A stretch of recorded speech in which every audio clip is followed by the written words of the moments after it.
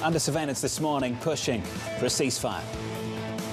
There is a very strong proposal on the table right now. Hamas needs to say yes and needs to get this done.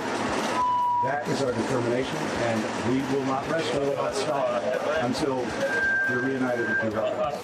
Here's the latest. Secretary of State Antony Blinken meeting with Israeli leaders during his 7th trip to the Middle East since October. Blinken said the US is determined to secure a ceasefire and free hostages held by Hamas.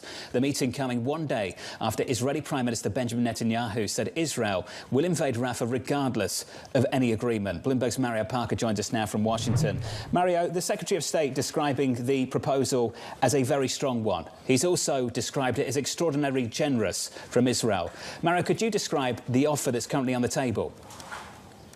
Sure. What you're saying is Secretary Blinken essentially trying to apply some public pressure on Hamas to accept this deal, which would include essentially 33 hostages returned in exchange for hundreds of prisoners who are in Israeli hands right now at this point.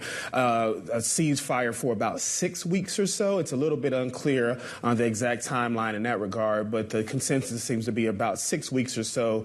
And then discussions to move toward some type of longer-term peace deal or ceasefire between the two sides. How big of the gap right now is it between the Biden administration and Netanyahu, who came out yesterday and said they will go into Rafah, but I'm just reading over Admiral Kirby yesterday who said we can get 6 weeks of a ceasefire, and then we believe his words, there's a decent chance that we can get something even more enduring.